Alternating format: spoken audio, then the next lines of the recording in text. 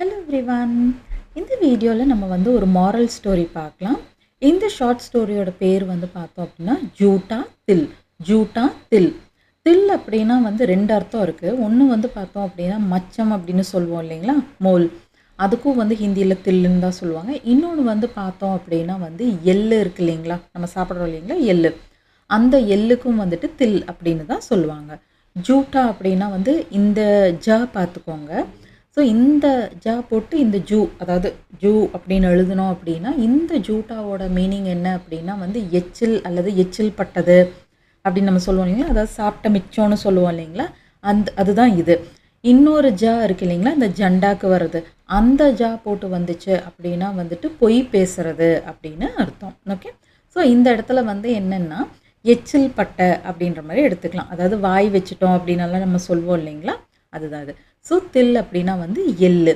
So இந்த ஸ்டோரியோட title தமிழில் பார்த்தோம் அப்படின்னா எச்சில் பட்ட எல் அப்படின்னு நம்மளுக்கு கிடைக்கும். ஸோ இந்த ஸ்டோரி என்னன்னு இப்போ நம்ம பார்க்கலாம்.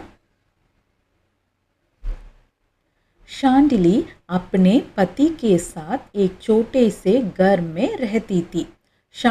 ஷாண்டிலிங்கிறது ஒரு பெண்மணியோட பேர். அவங்க அப்பனே பதி கே சாத், அப்பனா அப்படின்னா தன்னுடைய அப்படின்னு அர்த்தம். ஸோ அப்பனே பத்தி, ஸோ பத்தினா கணவர். ஸோ இது ரெஸ்பெக்ட் ஃபார்ம் கொண்டு வர்றதுக்காக அப்பனாங்கிறத அப்பனேன்னு மாற்றி எழுதியிருக்காங்க. ஓகே. ஸோ ஷாண்டிலி அப்பனே பத்தி கே சாத், கே சாத்னா உடன். ஸோ ஷாண்டிலின்ற பெண்மணி தன்னுடைய கணவருடன் எக் சோட்டேசே கர்மே, ஒரு சின்ன வீட்டில் ரஹதீத்தி அப்படின்னா வசித்து வந்தார். ஓகே. வே பகுத் கரீப் தே. கரீப் அப்படின்னா ஏழை அப்படின்னு அர்த்தம். பகுத் அப்படின்னா மிகவும் அப்படின்னு அர்த்தம். ஸோ அவர்கள், இந்த இடத்துல வே அப்படின்னா அவர்கள், அதாவது ஷாண்டிலியும் அவங்க கணவர் பற்றி சொல்கிறாங்க. அவங்க ரெண்டு பேரும் ரொம்ப புவர் அப்படின்னு சொல்கிறாங்க. एक दिन बाहर जाते समय उसके पति ने कहा कि किसी भी याचक को खिलाना आवश्य. एक दिन, ஒரு நாள், பாஹர் ஜாத்தே சமய்.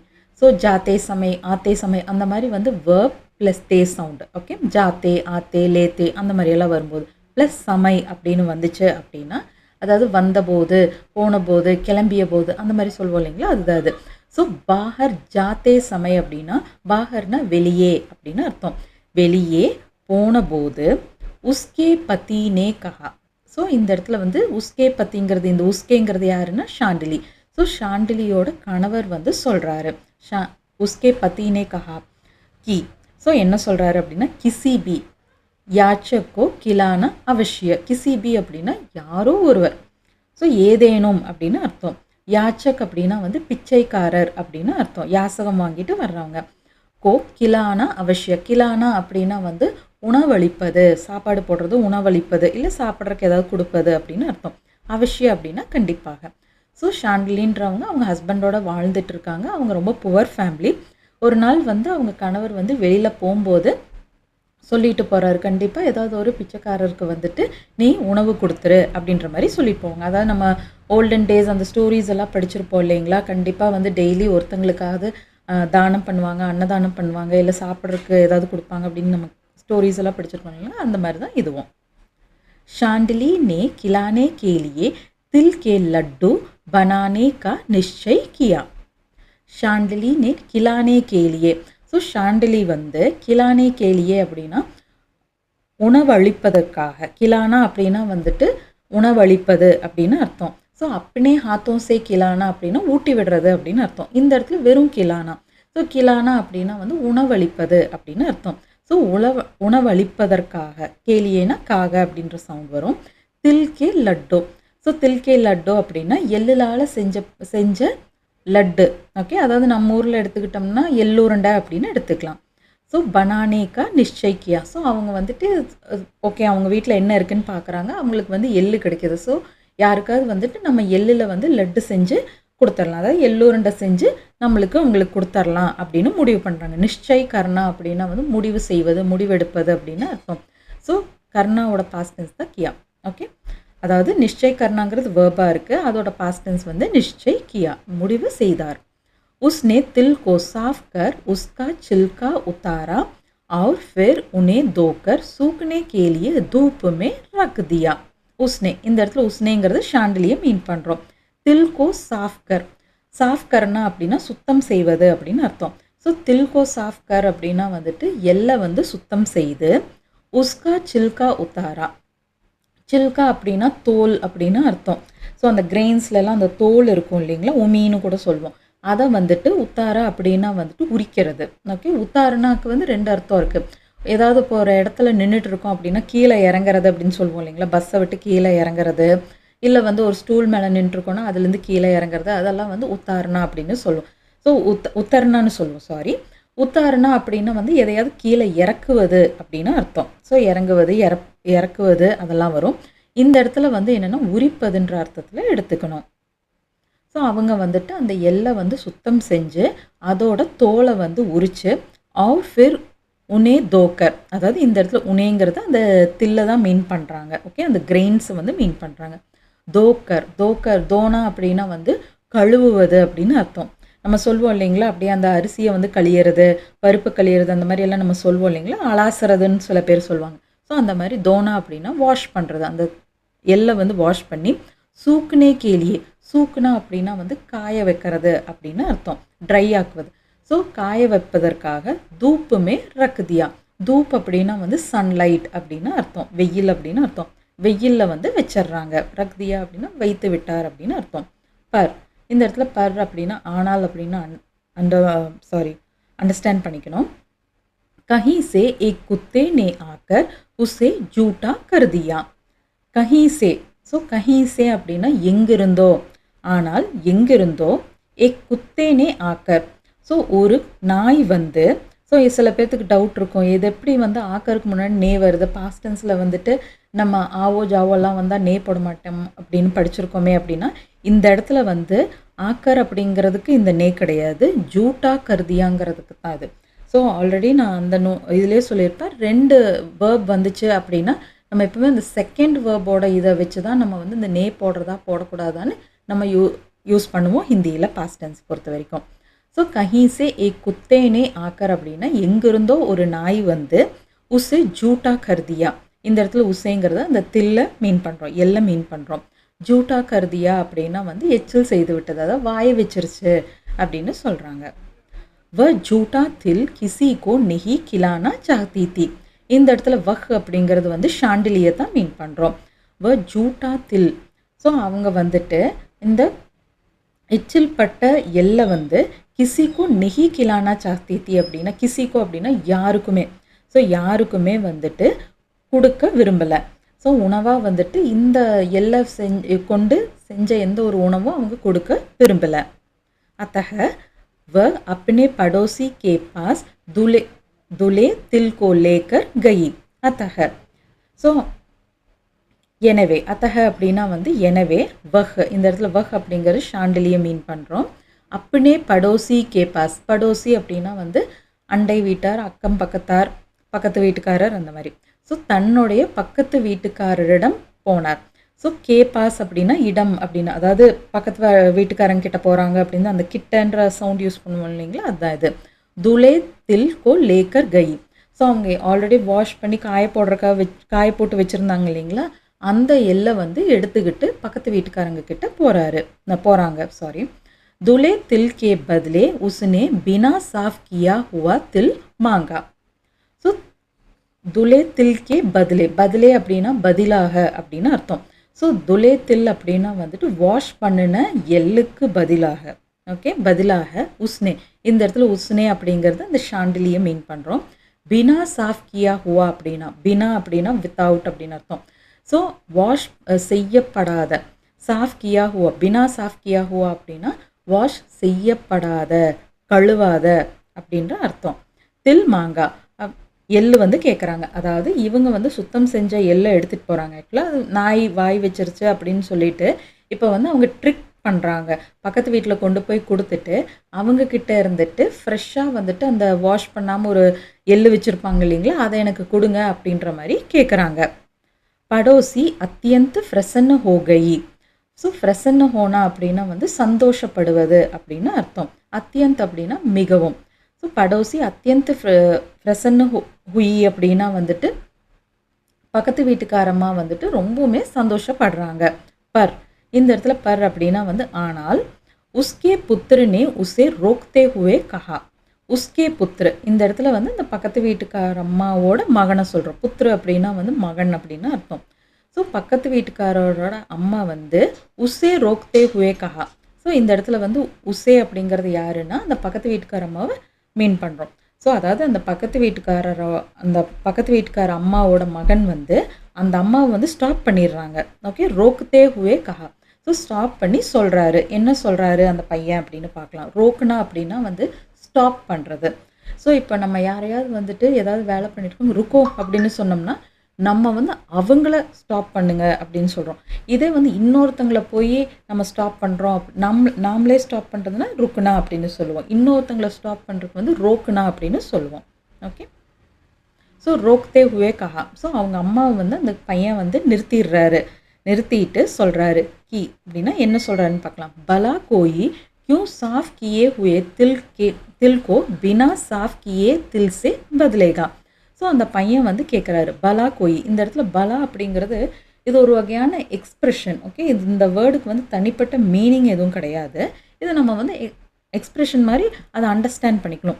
கோயி क्यों साफ किए हुए तिल को बिना साफ किए तिल से बदलेगा. ஸோ அந்த பையன் வந்து கேட்குறாரு, ஒருத்தர் வந்து இவ்வளோ கஷ்டப்பட்டு சுத்தம் செஞ்ச எல்லை வந்துட்டு எதுக்கு சுத்தம் செய்யப்படாத எல்லோட வந்துட்டு எக்ஸ்சேஞ்ச் பண்ணுவாங்க, மாற்றிக்குவாங்க. இதில் வந்து கண்டிப்பாக ஏதோ ஒரு விஷயம் இருக்குது அப்படின்ற மாதிரி அவர் சொல்கிறாரு. அதாவது கரெக்டு தானே. ஏன்னா தில்லை அந்த எல்லை எடுத்து அவங்க வந்து குத்தி அதோட தோலை உரித்து அதை கழுவி அலாசி அதுக்கப்புறம் அதை வந்து காய வச்சுருக்காங்க. இவ்வளோ ப்ராசஸ் பண்ணி முடிச்சுட்டு நம்மக்கிட்ட இருந்து எதுக்கு வந்து சுத்தம் செய்யப்படாத எல்லை வந்து அவங்க கேட்குறாங்க அப்படின்ற மாதிரி அந்த பையன் கேட்குறாப்படி.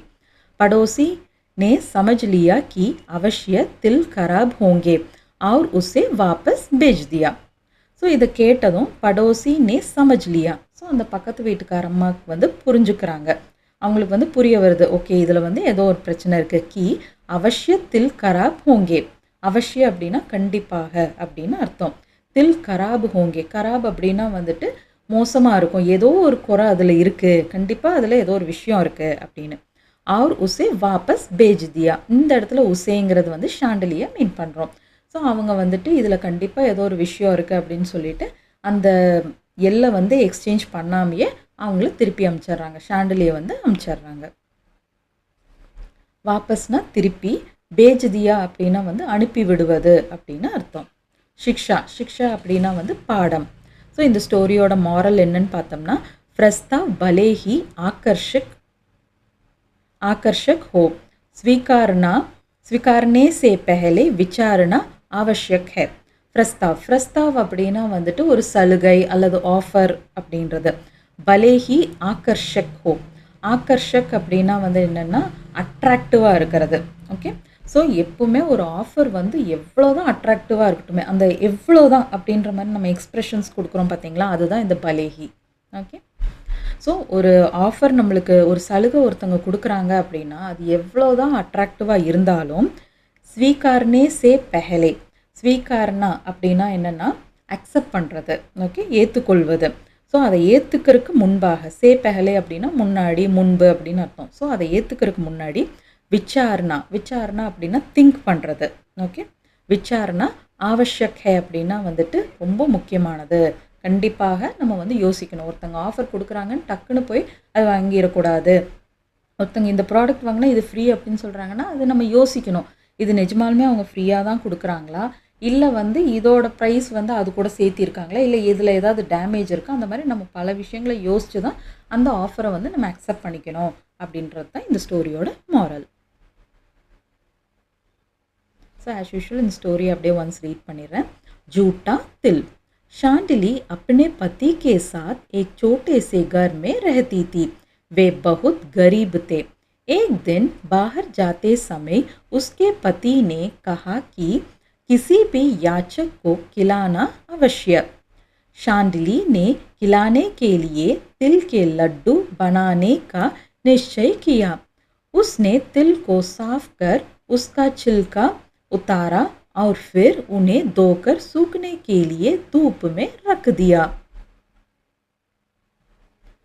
पर कहीं से एक कुत्ते ने आकर उसे झूठा कर दिया। वह झूठा तिल किसी को नहीं खिलाना चाहती थी, अतः वह अपने पड़ोसी के पास धुले तिल को लेकर गई। धुले तिल के बदले उसने बिना साफ किया हुआ तिल मांगा। पड़ोसी अत्यंत प्रसन्न हुई, पर उसके पुत्र ने उसे रोकते हुए कहा कि भला कोई क्यों साफ किए हुए तिल को बिना साफ किए तिल से बदलेगा। बदलना அப்படின்னா மாற்றுவது அப்படின்னு அர்த்தம். पड़ोसी ने समझ लिया कि अवश्य तिल खराब होंगे और उसे वापस भेज दिया. शिक्षा. प्रस्ताव भले ही आकर्षक हो, स्वीकारने से पहले विचारना आवश्यक है. ஸோ இதுதான் வந்து இந்த ஸ்டோரியோட மாரல். ஸோ இப்போ மேலே பார்த்த ஸ்டோரியில் நிறைய புது ஒக்காப் பார்த்துருக்கோம். அதோட மீனிங் நான் தமிழில் கொடுத்துருக்கேன். அது வந்து அப்படியே ரீட் பண்ணிடுறேன்.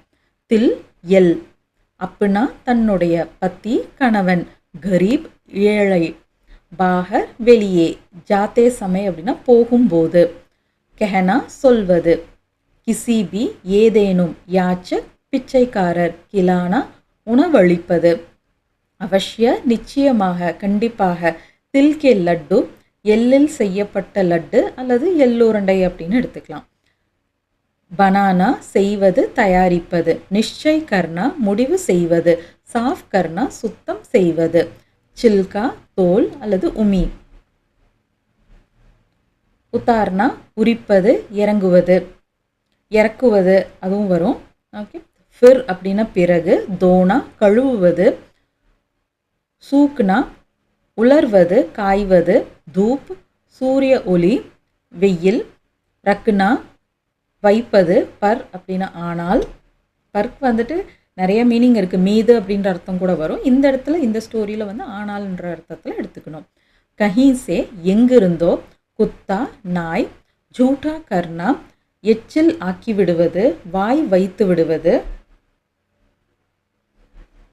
கிசிக்கோ யாருக்கும், அத்தக எனவே, படோசி பக்கத்து வீட்டுக்காரர், துலேத்தில் கழுவப்பட்ட எல், லேக்கர் ஜானா எடுத்து செல்வது கொண்டு போவது, கே பதிலே பதிலாக, பினா சாஃப் கியா ஹுவா அப்படின்னா சுத்தம் செய்யப்படாத, மாங்குனா கேட்பது, அத்தியந்த பிரசன்ன ஹோனா மிகவும் மகிழ்ச்சியாக இருப்பது, புத்ரு மகன், ரோக்னா தடுப்பது, பலா கோயி கியூ பதிலேகா அப்படின்னா ஏன் யாராவது மாற்றுவார்கள். இது வந்து நம்ம அப்படியே ஃப்ளோவில் வந்து பேசும்போது அந்த எக்ஸ்பிரஷனும் இப்படி இருக்கிறத எதுக்கு ஒருத்தங்க மாற்றணும் அப்படின்னு சொல்லுவோம் இல்லைங்களா. நம்ம தமிழில் வந்து இந்த மாதிரி டோன்லேயே காமிச்சிருவோம். அவங்க வந்து இந்த பலா அப்படின்றத யூஸ் பண்ணுவாங்க நாட்டில். ஓகே. சமஜ்லேனா புரிந்து கொள்வது, கராபு ஹோனா கெட்டு போவது, குறை இருப்பது, வாபஸ் பேஜ் தேனா திருப்பி அனுப்புவது, பிரஸ்தாவ் சலுகை, பரிந்துரை, யோசனை, விருப்பறிவிப்பு அதெல்லாமே நம்ம இந்த ஸ்டோரியில் வந்து சலுகை அப்படின்றத எடுத்துக்கலாம். ஆக்கர்ஷக் ஹோனா கவர்ச்சிகரமாக இருப்பது, ஸ்வீகார்னா ஏற்றுக்கொள்வது, சே பெஹலே அப்படின்னா முன்பாக, விசாரணா அதாவது ஒரு விஷயத்தை பற்றி யோசிப்பது, ஆவஷ்யக் அப்படின்னா தேவையானது அவசியமானது அப்படின்னு அர்த்தம். ஸோ மேலே நம்ம வந்து ஸ்டோரி பார்த்தோம் இல்லைங்களா, அது அப்படியே வந்து ஃபுல் ஸ்டோரி வந்து நான் அப்படியே தமிழில் அந்த தமிழ் ஸ்கிரிப்ட்லேயே வந்து கொடுத்துருக்கேன். அதுக்கு கீழே வந்து ஃபுல் ஸ்டோரியை தமிழில் ட்ரான்ஸ்லேட் பண்ணி கொடுத்துருக்கேன். அதை வந்து ஒன்ஸ் அப்படியே ரீட் பண்ணிடுறேன். எச்சில் பட்ட எல். சாண்டிலி தன் கணவருடன் ஒரு சின்ன வீட்டில் வசித்து வந்தாள். அவர்கள் மிகவும் ஏழையாக இருந்தார்கள். ஒரு நாள் வெளியே போகும்போது அவளுடைய அதாவது சாண்டிலியின் கணவர் ஏதேனும் பிச்சைக்காரருக்கு கண்டிப்பாக உணவளிக்கும்படி சொன்னார். அதாவது சொல்லிவிட்டு சென்றார் அப்படின்னு நம்ம அண்டர்ஸ்டாண்ட் பண்ணிக்கணும். சாண்டிலி உணவளிக்க எள்ளுருண்டை செய்ய முடிவு செய்தாள். அவள் எல்லை சுத்தம் செய்து அதன் தோலை உரித்து பிறகு அதை கழுவி காய வைக்க வெயிலில் வைத்து விட்டாள். ஆனால் எங்கிருந்தோ ஒரு நாய் வந்து அதில் வாய் வைத்து விட்டது. அவள் எச்சில் பட்ட எல்லை யாருக்கும் உணவாக கொடுக்க விரும்பவில்லை. எனவே அவள் கழுவிய எல்லை தன் பக்கத்து வீட்டுக்காரரிடம் எடுத்து கொண்டு போனாள். கழுவிய எள்ளுக்கு பதிலாக அவள் கழுவிய எள்ளுக்கு பதிலாக அவள் சுத்தம் செய்யப்படாத எள்ளை கேட்டாள். பக்கத்து வீட்டுக்காரம்மா மிகவும் சந்தோஷப்பட்டாள். ஆனால் ஒருவர் சுத்தம் செய்யப்பட்ட எள்ளுக்கு பதில் சுத்தம் செய்யப்படாத எள்ளை ஏன் மாற்றுவார் என்று அவரை தடுத்தபடியே அவருடைய மகன் சொன்னான். கண்டிப்பாக எள்ளில் ஏதோ குறை இருக்கும் என்று பக்கத்து வீட்டுக்காரம்மா புரிந்து கொண்டு அவளை, அதாவது சாண்டிலியை திருப்பி அனுப்பிவிட்டார். பாடம்: சலுகைகள் எவ்வளவு கவர்ச்சிகரமானதாக இருந்தாலும் அதை ஏற்று கொள்வதற்கு முன் சிந்திப்பது அவசியம். இதுதான் இந்த ஸ்டோரியோட மாரல். ஸோ இந்த ஸ்டோரியில் இவ்வளோ ஒர்க்காக புதுசாக பார்த்துருக்கோம். இதை நல்லா ப்ராக்டிஸ் பண்ணுங்கள். நம்ம நெக்ஸ்ட் வீடியோவில் நெக்ஸ்ட் சாப்டர் பற்றி டீட்டெயிலாக பார்க்கலாம். See you in the next video. Until then, thank you. Bye bye.